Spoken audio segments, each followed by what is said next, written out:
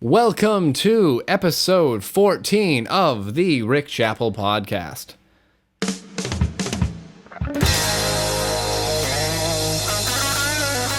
Can you imagine if that was actually my plan for the whole intro? I don't know how to play Eruption, but that's literally the name of this guitar.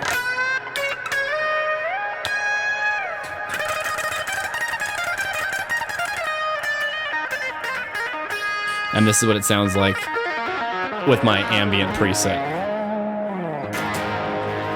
Anyways, let's click on all the crazy goo. Get our normal bed of less intense sounds going.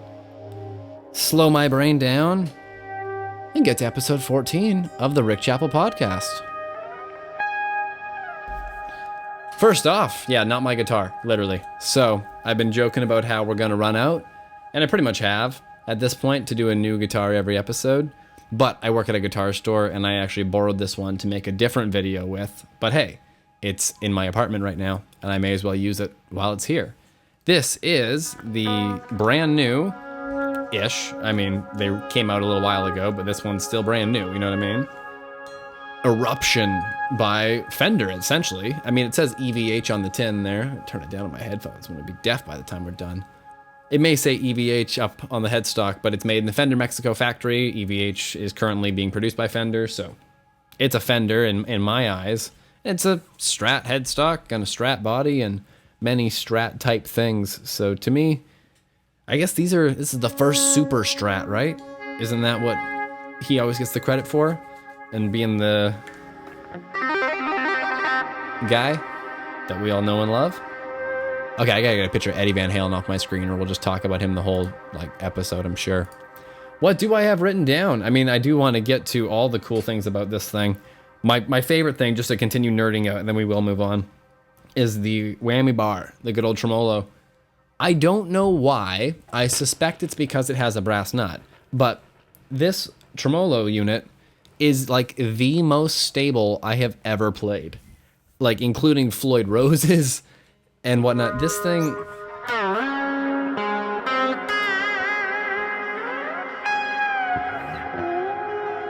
You shouldn't be able to do that with a non-locking nut. But you can.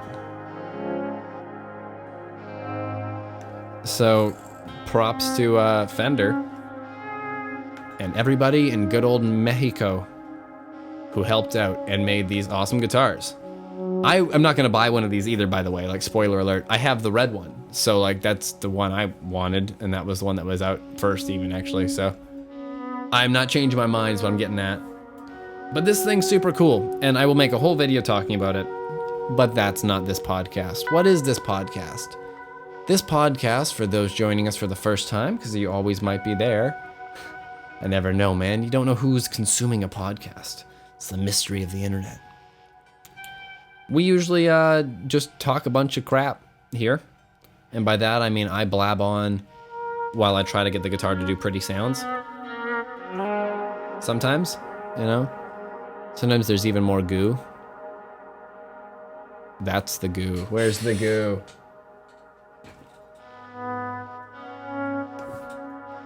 The goo I'm referring to is an infinite ping pong.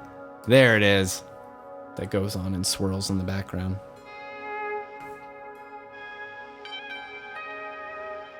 And yeah, makes my headphones a nicer place to be.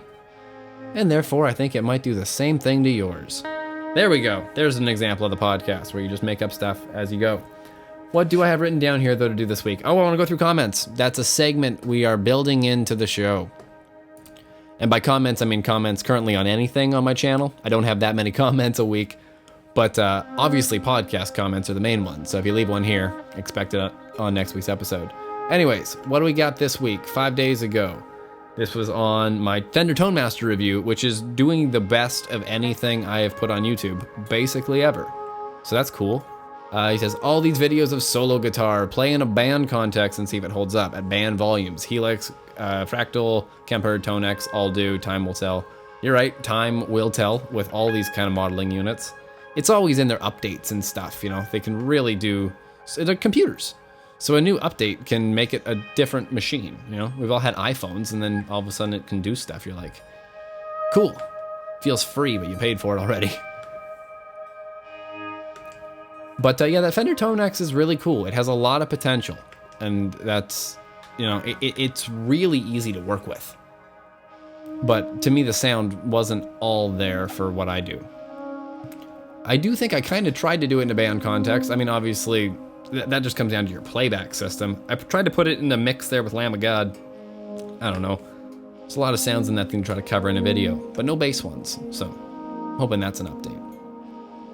The next comment, is from the guy I bought the Stormbender from, my good old Devin Townsend guitar that's kind of in the background. You can see it a little bit. It's the dark corner there. Anyway, so the guy I bought that from watched the podcast with that guitar. Funny enough, I wonder why he clicked on that. Really enjoy what you're doing with the podcast. Love seeing you succeed. Thank you, buddy. He's always been a good guy. Listening to you tell the Stormbender story was funny as hell. I tried to tell it the best I could remember it, but I'm sure his version of the story is equally awesome. What still fries my onion is how Framus, while I was telling them the truthful story about my innocent online purchase that they wouldn't have known about otherwise, made me feel like I was an accomplice to a guitar theft. Yeah, they were a little bit shady to him. He got so many emails, I think. Then at one point, the person he was contacting at Framus, turns out they were involved in the theft or something. I can't remember, man. It was guitar drama behind that one. What a guitar, though. I love it. Next comment was on the Universal Audio Woodrow 55 guitar pedal, which was another fun one. Spoiler alert, they're all fun. I say that every time. It was a guitar pedal by UAD, who I use tons of their stuff. Love it. It's their like guitar amp simulator for a old Fender amp. So they went the route of doing 1 amp per box, kind of simplifying it. It's kind of neat. But yeah, I did a review of that one, and the comment was, like the tones, but Bluetooth? Who wants Bluetooth? MIDI only. Fair. Yeah, Bluetooth is hit and miss. It's definitely touch and go. I have a dream about UAD effects pedals that I'll share with you, because I have no insider knowledge of this, so even though I can sell you one, I don't make any money off of that fact. And they currently don't do this, but I think they could. Anyways, they're all stereo, which is awesome. And they all can do line level or guitar level, whatever. Like, they're just effects pedals. They are a UAD algorithm in a wee box that we're all used to seeing as a guitar pedal. But they have a USB-C port. It's for charging. That's all it does. That's it. I think maybe you can do updates over it. I don't know for sure about that fact. In my perfect world, though, my happy little dream is that they will become USB-C audio interfaces. Like, maybe ones you could stack onto the end of a chain of, I don't know, let's call them Apollos or Apollo Twin X's with Thunderbolt cables.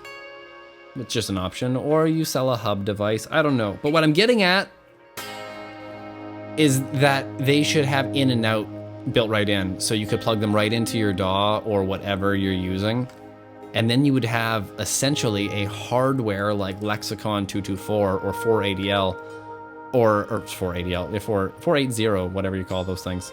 Anyways, what I'm getting at is the effects in those pedals are so good, I would record with them any day of the week. And I do as plugins. But to ease the stress off a computer and have like a dedicated bus for reverb is great. And having it be literally off the computer as a hardware tactile device, such as my Space Echo that I have, wired in my own way with 4 cables into my interface. I'm just saying, the future is friendly, and that would be really cool. So I have faith that one day, during my lifetime here, that will happen, because technology moves crazy fast. Or maybe we won't even be USB-C. It'll be funny that I said USB-C. It'll be wireless. It'll all be perfect and amazing. Last comment was also from good old Einer that I bought the Stormbender from. Heartwarming episode, good stories, adventures. That was on episode 7 of the aforementioned and self-titled Rick Chappell podcast. But episode 7 is the only episode that's not just me. That's the one that has my old roommate in it, good old Pipes. They lived here for like a month and a half in the summer. We worked together at Long McQuaid there. And then they needed a place for like a month and a half. So I was like, yeah, sure, we'll put a bed in the corner. And there's one podcast where they came home and I'm like, busy, but I can pause. And then there's the last podcast we did when they came back there, just for like a week before university. And that was the one where I was like, no, we're doing the podcast, bruh. And yeah, we just talk about working at the music store and summer adventures and all those fun things, you know? It's a blabathon, because that's what podcasts are. Next thing up on the good old Listerino. I gotta stop calling out the Listerino here. It's not Listerine, like the breast strips. It's the list I have written down of topics to fill our good old hour together. And that is that my Fender Tone Master review, I'm just gonna keep bragging here, 1.6 thousand views, man. That's not a lot for the internet, because the internet is an infinite resource of millions of people, it seems. There's probably a billion people on the internet at least right now. Come on, it's endless. But anyways, it's doing the best of anything I've ever released. So hey, jump on the hype train of freshly released gear, guys. That's my secret to YouTube. Not a lot of success. Not a lot of success. Success is the word. I'm trying to think about how I'm not left-handed, but trying to do a check mark here. We'll just like cross it off so we can keep track of where we're at. The next thing up on the list is what we have talked about on many episodes so far, and that is the progress on my new album. There actually is some to share for once. It's been slow for the last stint of the podcast, I think, really, because I've done this podcast this year. It's all been this year, but I mean, I'm doing it weekly right now, and we are in October, and we're on episode 14. So you can do the math there, that we didn't start it in January, and there have been many a week off. At one point, I was doing it every other week with like a songwriting challenge, but the songwriting challenge was going awesome, and I enjoyed it, and I intend to do it again on here. I keep setting dates and then not doing it, because I kind of finished songwriting and had an album cooking up to do. So I started doing that, and I'm gonna call it at least halfway now, because all the drums are done, all the bass is done, all but one guitar solo is done, like all the guitars less one solo. I don't have any more guitars to do. And then right now I'm doing like synths and overdub B strings and stuff and whatnot. And even that, I only have 2 songs left, 3 if I count an idea I have for some more MIDI stuff. And then there's a few more guest things. I have a buddy who's going to do strings on a couple more songs. And then I'm going to go through and maybe, no, I think that's going to be pretty much it. And then it's time to sing. And when it's time to sing is probably the beginning of November, if the schedule lines up the way I think it is. Because my goal is to be done this by the end of the year and then release it like early next year. You know, take some time to get the artwork all good and not stress out the last 2 weeks of the album process, like I've done before. Hashtag my last record there. Oh, we should promote it, but I don't have a copy on me. I brought the last 10 copies of Black Tie Affair to work with me. If you are one of my viewers here that is also a customer at work, which of the, I think we can definitely call it 40. Where are we at here? How are we doing for returning podcast viewers? In the last 28 days, I have almost 300 views, but that's not viewers. The lowest count episode right now of the recent sort of run is like 42. And then it goes up to 70. So I think we got about 40 to 50 of y'all that are currently trying to make every show. And that's awesome. We will grow from here. Some of you, like I was getting at though, know me from work. And for those of you that know me from work, if I haven't already sold you a CD, I got a couple more, man. Let's get those moving. As soon as I have no more in my hands is when I will pull the trigger and finally order the next batch. They're the same album because I haven't finished album number 2 yet. But hey, I've only made like 100 copies of it so far, so it's not like everybody in the world has heard it. And I've got some changes I made to it too, so if you're one of the very, very kind people that has bought one of the first 100 here so far, if you're just so kind that you're doing it as a donation, which is basically what a CD feels like, because who gets to use them, I will have round 2 of this album, which will be the same version, hopefully going forward forever, less a remaster in 10 years or something, you know? But I added a couple bonus tracks that are already on Spotify and Apple Music, so they're not secret, but there's one that is brand new and will only be on that album. That's because it's not as good as all the other ones. That's why it's only on the CD. This is essentially a "you're very nice to me. Here's an idea for the album" that was going to go on there that I never did. I couldn't quite pull it off the way I wanted to. And it works. I'm proud enough to share it, but not proud enough to share it with you until you pay for it. Yeah, that's the worst sales pitch ever, eh? I guess what I'm getting at is like music that you buy, or when you support an artist in that way with people I've bought physical media of in the last decade, because like I said, it's all Spotify, it's all Apple Music, is like I feel like if you're buying something, the best thing you could get is something you couldn't stream. Or just at least, you know, aside from a physical object, which is the main point there, and a QR code I'm working up here. Ugh, technology. Having one song at least that's like, yeah, no, you got to put in the disc, man. And then hear it in your car stereo and be like, oh, that was it? Should I even tell you the name of it? It's got two names. I'll tell you one. The first name of it and the main name of it is Don't Mind Me. Because, yeah. And then there's a name for it that's on the disc.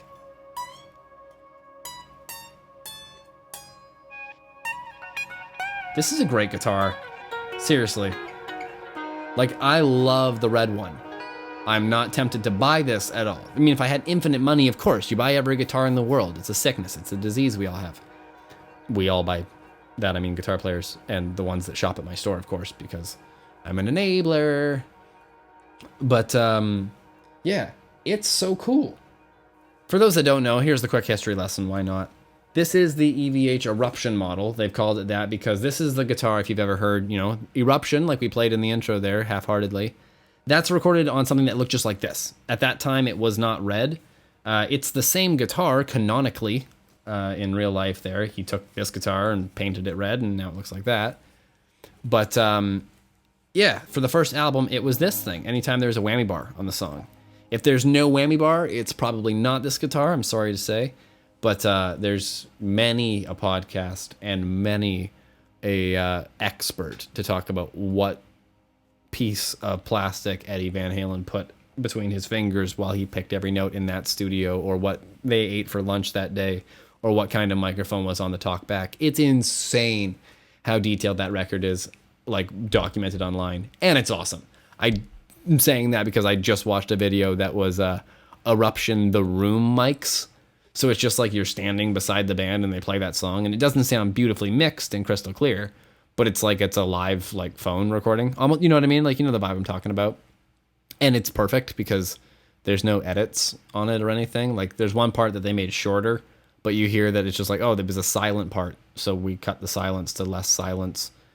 I don't think there's a tape edit in there. It's just amazing. But yeah, it looked like this at the time. Eddie Van Halen historically also said that he hated painting it red and wished he never did it. I have a theory that it was David Lee Roth's idea. David Lee Roth has historically taken credit for everything in the world. I think he made cheese.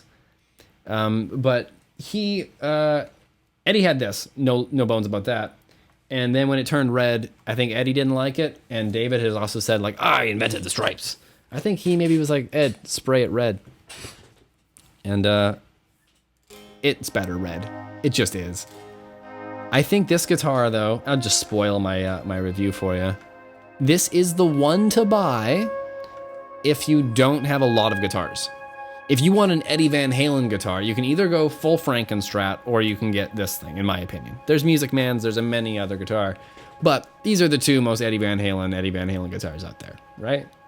So, if you are a Floyd Rose fan or not, is basically the main question. If you change tunings a lot, you're not a Floyd Rose fan, I bet this is the guitar for you. If you have enough guitars that you can leave that thing just in the tuning it's at, play Van Halen licks on it, and that's kind of the only plan, or tune it up to record something, or, you know, use it like the pain in the ass locked Floyd Rose guitar that they all are, then go red, man. The only big selling point I have, and this is so raw of a nerve still, even though I bought that red guitar like 2 years ago, is when you buy that guitar, this is not a gripe on the store. This is not a gripe on my salesman at the time who I grew to disdain once I worked with him. But when you buy that guitar, they go, here you go, congratulations. And you go, is there a case? This was thousands. And they go, no.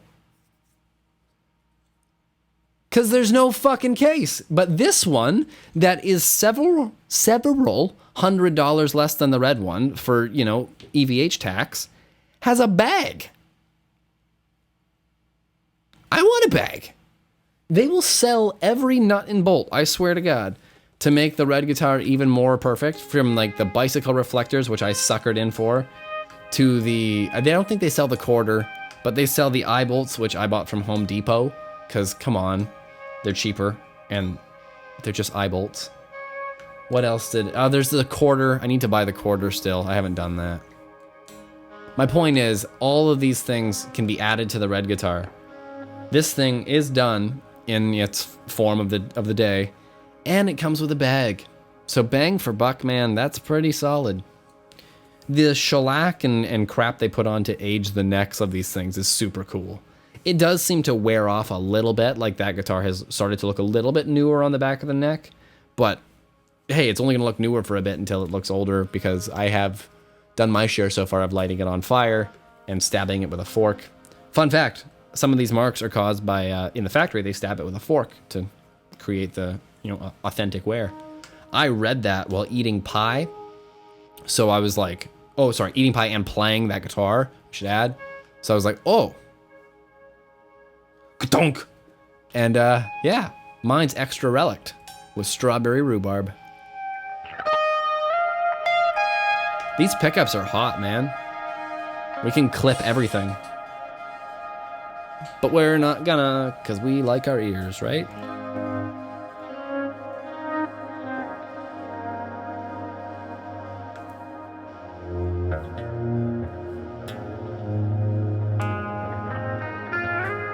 You can hear some of the taps, because even if my volume's off, there's a microphone in front of my face and above my guitar. What else can we talk about? Oh, I was going to put the guitar down for a moment. Bonk.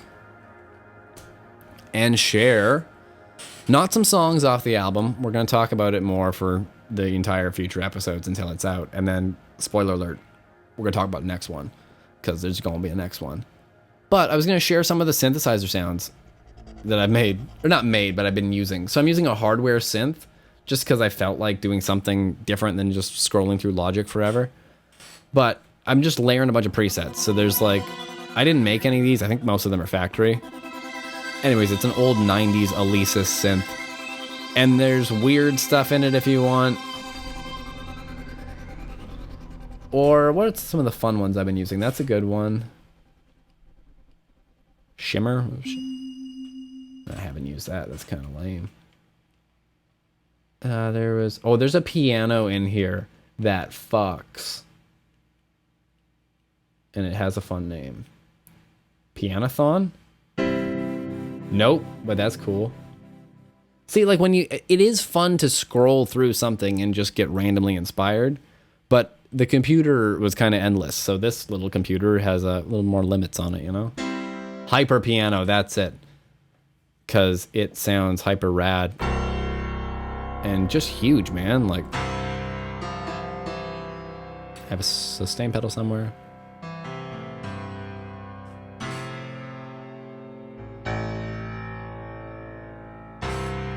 I'm not much of a piano player, but dude, that thing sounds killer.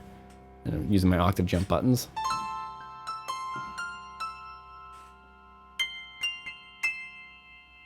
It's great, man.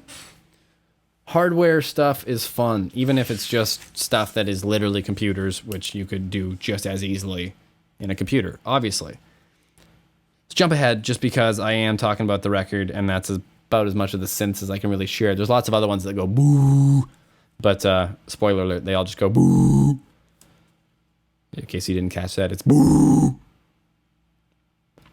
I'm going to talk about the songs that are done so far. They're not done because I have to sing them, but essentially they're ready to be sung on. And because I'm such a picky asshole, for me to get it singable, I need the whole track to be pretty good. Like it's gotta be a pretty good mix. Otherwise I'm just like thinking about mixing it. So I've got a rough mix on all these things before I sing on them. So the ones that they're at that stage so far are as follows. You don't get to hear them, but you get to hear about them. Get hyped. The folder is right there. Look how prepared I am. Long Day. Long Day is the album intro. I don't know about the full album track list yet because it's not 100% there yet, but Long Day is the intro. Long Day is, I think it's not on YouTube yet because some of these are on those Song in a Day live streams. Like I wrote a song in 4 hours live on camera, and I've now taken them and redone the bass or the guitars or whatever and changed a chord here or there or whatever.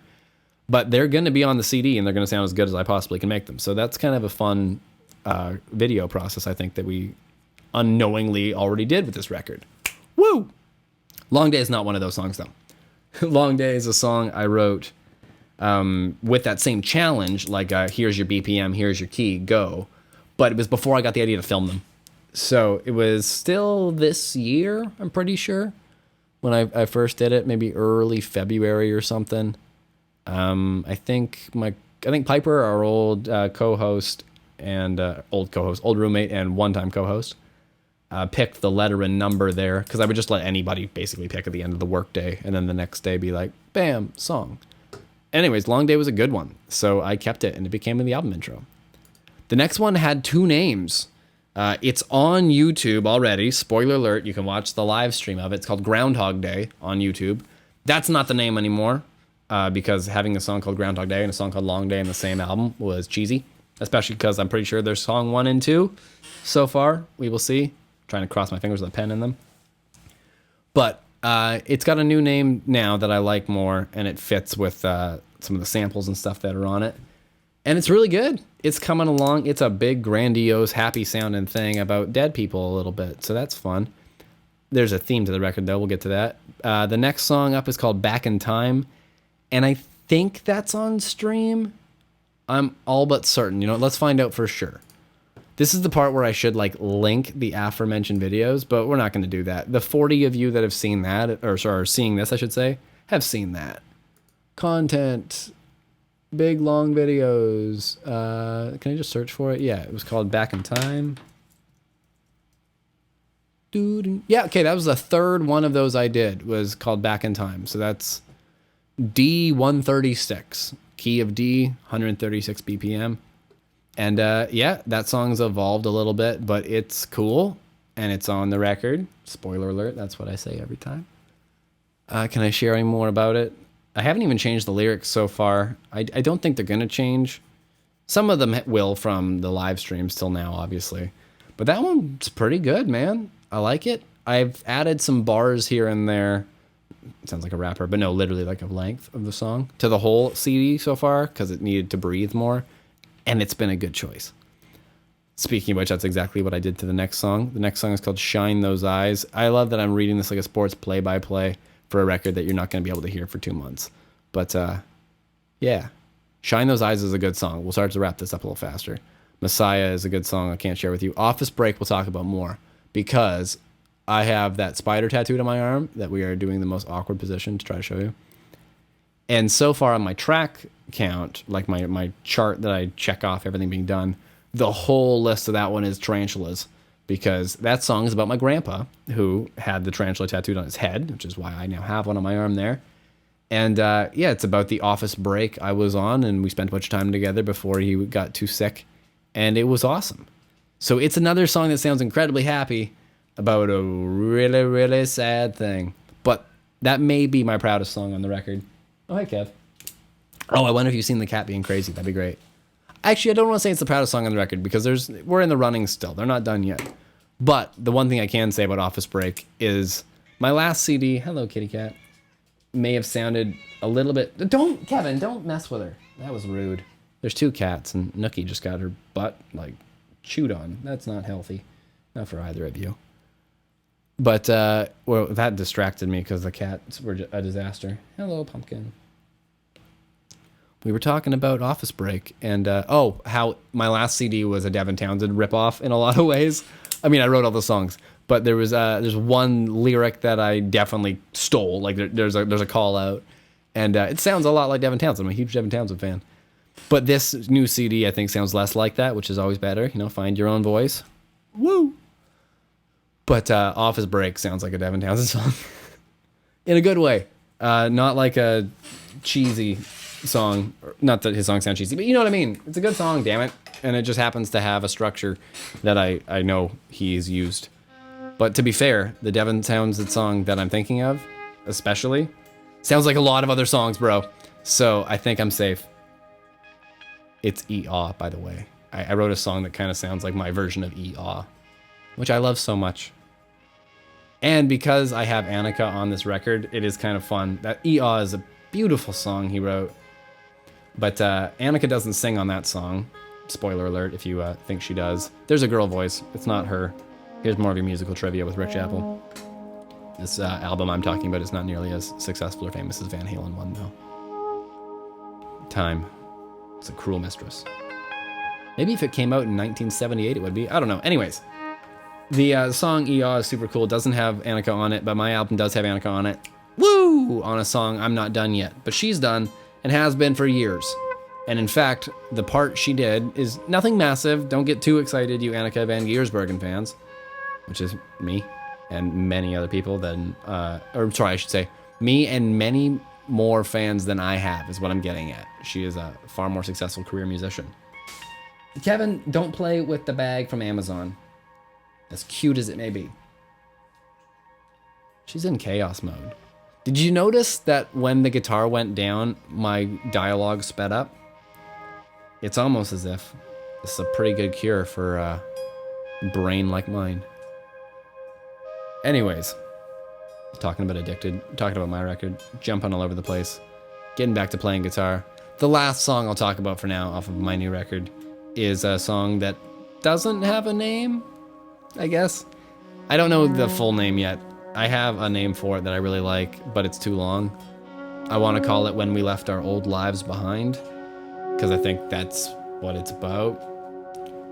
But every time I try to shorten it to like Lives Behind or Old Lives or something, it doesn't feel the same because it's not the same. It's about when we left our old lives behind. Kevin, you just pounced on her out of nowhere. It's so mean. My one cat's paralyzed and my other's a kitten. So you can just imagine the difference in mobility and cruelty, apparently. Just like, look at me, I can jump. Bitch. I'm now noticing this guitar has a little bit of noise in it. But that's not the guitar's fault, man. That's all the layers of compression and studio lights and grounding issues that occur when you do all of this crap off of a couple power outlets in a condo, you know? Hooray for home studios! Every time I make something I really think is a punchline, apparently, I play an A major chord. What else is on our list, boys and goyles? The new mic arm. Every episode, there's new stuff. It's not because I bought it, it's because I constantly want to make it look better. So part of that was with this new microphone, using the pop filter so it sounds better, trying to have it not block my face as much as it has in the past, you know, learning. But the new mic arm, I thought getting a little lower instead of being the big old thing might be better. But I'm on the fence, man. I'm not going to call it the brands, but this one's not as good as the other one I have. I always have two. I have two microphones, so the two arms. Arms are a really convenient way to free up floor space and still have a very adjustable microphone that never falls over. But anyways, the other one's a lot more adjustable, and I think I kind of like having my hands not hit anything. But this is the picky motherfucker you can be when you're building your own podcast studio at this point now, I guess. Good lord. This is a music studio. That's what I made it for. But we've made 14 episodes of a podcast and 2 CDs. So I think if you count numbers-wise and hours of content-wise, good lord. Welcome to my podcast studio. No, I don't use a 7B like everybody else anymore. I'm my own adult. I use a 7B so much. It's the best microphone. I remember there was somebody who bought one that returned it to the store. This is before I worked there. Like, somebody I knew bought one and returned it to the store because they were like, yeah, it sounded too podcasty. And I was like, what the fuck are you talking about? They're like, yeah, it just sounded like the Joe Rogan podcast. I'm like, a direct microphone sounds like the Joe Rogan podcast. A microphone with no like it's just a microphone. This one has a bunch of EQ and compression on it. I'm going through a full preamp. So they did the same thing with the 7B. You hear the processing. A dynamic microphone, a really good one like a 7B, is direct. If you want to put reverb on it for singing, you put all the reverb you want on it. But check it out. See this microphone I got here? I can make it sound like I'm on top of a mountain too. It's a plug-in. It's a button. And you can do it to taste, to sing your little song, you know? What's a little song I can sing with lots of reverb? I guess I could dedicate to one little lady.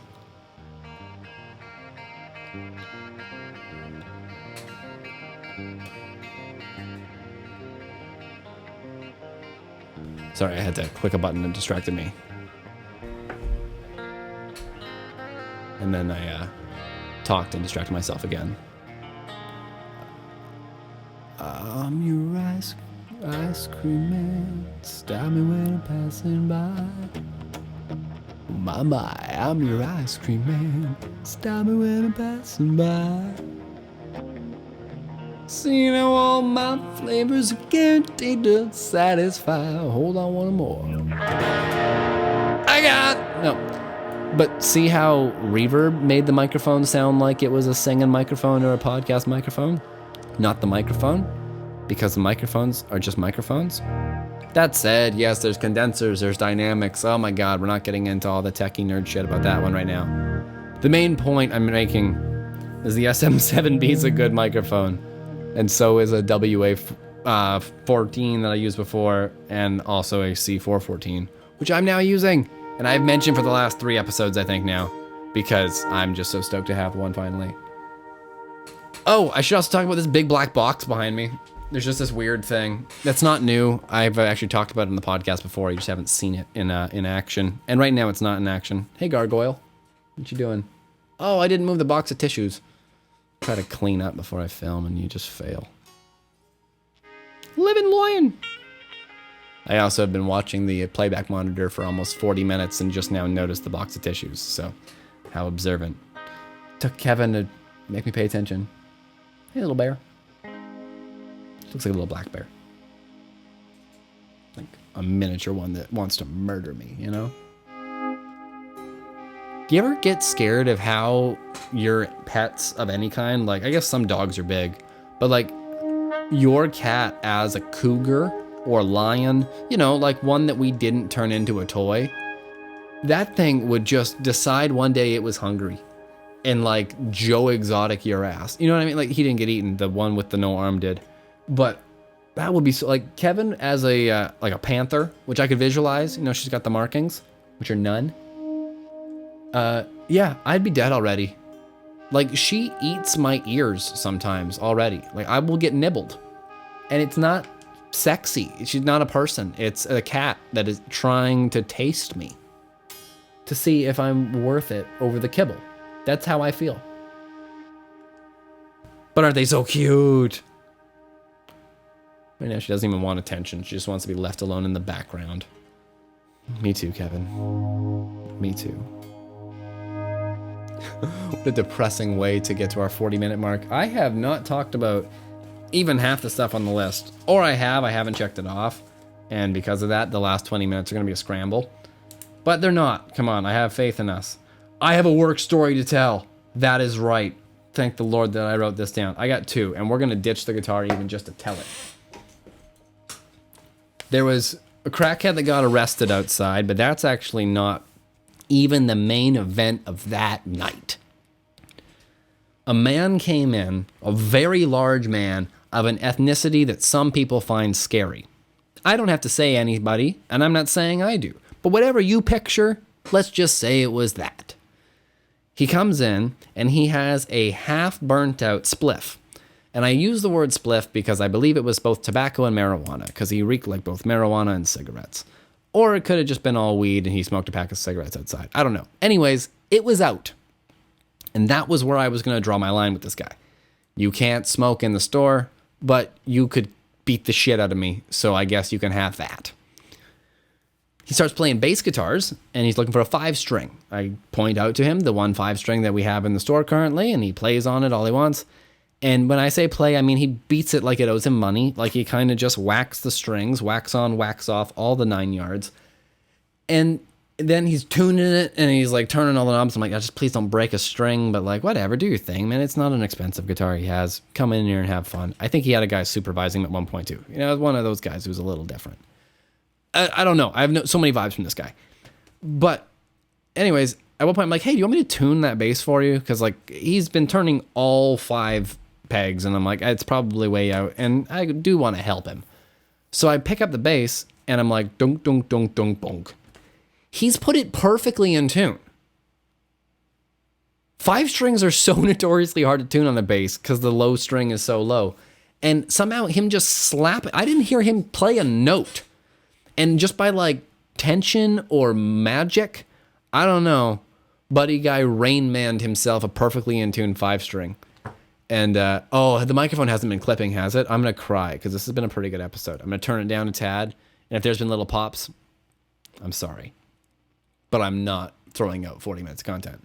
Anyways, that's the end of Rain Man's story. That thing was, it just took my breath away. All with this thing hanging out of his mouth. So, like, good for him. Good for him. Bad for the crackhead who got arrested outside. I took a picture. It's always funny. I already talked about the songs on the album in great detail. This is the part where I can fill you in on the podcasts I've been watching. But I only have one podcast I've watched that isn't like millions of subscribers. So I feel like the other ones don't need any shout-outs. The Two Bears, One Cave, Your Mom's House, all of these things on that channel, they're doing just fine. Especially my new favorite, which is Not Today, Pal. I am going to call that out because it's great. Not today, pal. Not today, pal. Anyways, the one I have been watching, though, is the Nadav Show, which is, yes, just an offshoot. I am well aware of that. And it's not even a full podcast. It's just a new thing one of their ex-crew members has been doing. But it's been good. He did one that I'm going to talk about. This is some podcastception. He did an episode talking about an old episode of a different podcast. So the layers of obsession are deep with this one. But it was when Andy Dick went on the Bobby Lee podcast. And it's kind of from before podcasts were super common. Like nowadays, there's literally studios like the Bobby Lee podcast and the ones I mentioned. Oh, Kevin, you're going to fall. You're so going to fall. That's going to be funny. I'm just going to leave it in this episode for sure. Maybe that's how we know it's over is when she falls. It's not over till you sing. Don't put your hand on that knob. You're going to make the vocal quieter. Bitch. Anyways, Andy Dick was on the Bobby Lee podcast. And he just invited like friends to come hang out. But this is back when podcasts were just done in like somebody's home. So it's a small apartment. And it chaos ensues. And at one point the whole time he has a broken hand, one of them. And there's a bit about somebody being very triggered. It's a good episode of a podcast to watch. And if you don't have time to watch the full thing, watch the very Nadav Show talk about it. Kevin, get out of the camera. Or if you're not going to watch it at all, you've now heard my recap. That's so many layers. Anyways, Kevin, don't get in my water jug. Don't get in the lens. You can be just on the show for a bit. How about that? She's been doing the thing where she flops right behind my head. You know, let's just see if she'll do that on camera. Why not? She doesn't know we're filming. She doesn't understand that concept. Up you get. Do your thing. She's trying to lay down up here. That's her long-term goal. And mine, I'm not going to lie. It'd be so cute. Come on, no, just go behind. Do the thing. There we go. Do the thing. If you heard her purr, too, that'd be cool. She don't feel as comfortable as she was when she gets up here on her own accord, I think, right now. Big jump. What'd you mute? Nothing? Thank God. She just tries to fit everywhere still, and she's growing and doesn't. And it's making her sad. And it's making me sad. Because you want a forever kitten, man. Who signs up for actual life and growth and development. No. Change. Bad. Kitten. Small. That's not my hour. Okay. What else can we talk about, though? All the things I didn't do this week. Okay, yeah, there was a couple. I didn't go buy you food, but you still have food. Though you meow as if it's never been a thing in your life. You've never been fed. Yes, go make me not bleed. There we go. We're good. I was supposed to do so much stuff. I even talked about it on the last podcast, but I canceled out, or it got canceled basically between everything. There was a jam I talked about doing on the last podcast. Didn't go. My ride bailed, so it's not really my fault. But that was lame, only because I didn't get to go. I don't blame my ride, though. He's got stuff to do, life to live. But I also bailed on doing a consult thing that I was supposed to do to help somebody else make stuff like this. Film, light, sound, you know. That good. And I just napped and felt like a bag of dicks that day. So, woo. Sometimes on your days off, you're just off, man. That's how it goes. We should bring the guitar back out, though, to finish it off. Because that's kind of the point of the Rick Chappell podcast, right? That's what makes us different than every other podcast. That said, I'm sure eventually if somebody stumbles on this because they're like a fan of podcasts and I'm become part of their podcast loop, I'm sure they found somebody else at that point already that does something similar to this. Send them my way. I'm curious if there's other guys that are blabbing while they're doing the ambient guitar playing. I know Devin Townsend has a podcast now again, but there's a bunch of beautiful ambient guitar in the background. It's far better than this, but it's pre-recorded. Like he makes these ambient pieces and he uses them as backings, which is super cool. I like the idea of doing it live, you know? And watch, he's gonna come out with an episode any day now. And he's like, yeah, do it live, bastard. This time I did it first, at least. Woo! Thanks for introducing me to Annika van Giersbergen. Kind of. I mean, on the album, like everybody else there. But also in real life, I did meet her because of him. That's a backstage story, literally, that I have shared on here before. We don't need to share again just this episode. We talk about Devin Townsend enough, it's fine. What's up next? We got 2 things left. The tattoo healing, because it slowly is. Last week it was fresh, like a couple days old. Now we're at that part where I have little stubby hairs on that part of my arm, trying to grow back underneath a spider. But yeah, that's all the progress there. I did want to share a story about getting the tattoo, though. We were discussing, because, you know, we had a couple hours there to all get tattoos. And my uncle mentioned something about a secret society known as the Freemasons.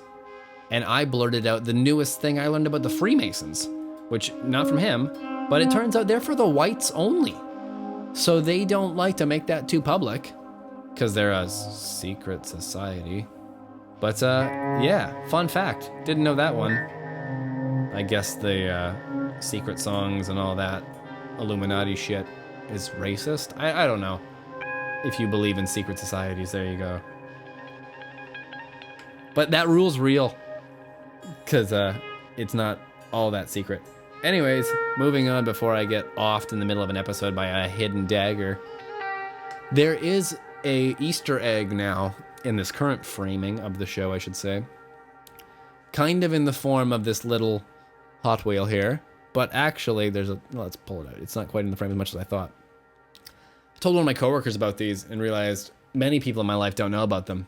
This is a coffee mug I designed in winter, obviously. I gave it away for Christmas. By designed, I mean I went to London Drugs and had them print a picture on a coffee mug. So it's 3 Rick Chappells with a background of cats, and everybody I knew got this for Christmas one year. I mean, friends, family, coworkers. If I knew you and you were on the list to get anything, bam, coffee mug with my face on it. This is the only one I have. I kept one for pens, but yeah. I leave it not facing me. I don't need to be stared at.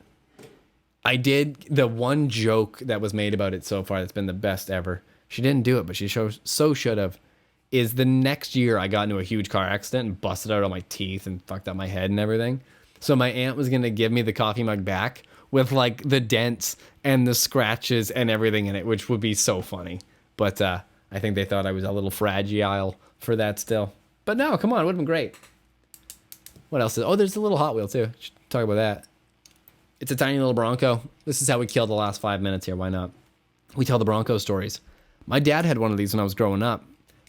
They've since become super valuable, it seems like. They were in a bunch of music videos and whatnot, and everybody loved Broncos. But yeah, he had one, and all of his friends had them too. Like there was literally like 4 of them all had old 60s Broncos, the first gen, the cool ones. My dad's was a 67. I think there was a 66 in the mix, a 68. They all had them. It was awesome. But my dad's had no doors and was actually more rock and roll, which I do have one that's a little more to spec. Kevin has destroyed this one. It no longer has a windshield or anything. But you know how Broncos can be.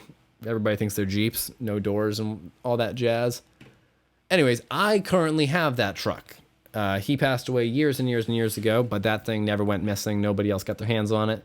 That is mine. So that's super cool. It is tucked away at a grandparent's place because who has room for something like that? And it has no doors and no roof. And I live in the worst part of town. So it would be stolen in about a day. And if it wasn't, I would steal it like from somebody. Like I wouldn't even blame them at that point. It's like a motorcycle. Like you just take them. But hooray for Clearbrook. And with that, we near the end. So let's bring the guitar back out. None of these episodes have cracked over an hour in quite a while, but 50 minutes on the dot is a little short, not gonna lie. We gotta off the cuff one more good story here. It hasn't been the most eventful week for stuff because, like I said, I didn't do a whole lot of things aside from all the music stuff we talked about. Because we're finally making progress with that. But we shared the synths. We shared some of the names and the titles and all that fun stuff. And it's getting close to done, man. Close to, over halfway, I should say. Over halfway done. It is over halfway. But the singing is such a huge part of it, too. Like, that's the part that's going to take the longest. And I think I'm just going to do as much of it as I can in November. Because in December, we start to work holiday hours at work. And I can't really... you can record guitars like this in headphones. Right now, there's nothing coming out of my speakers. It's great. But you can't sing any quieter than you can sing.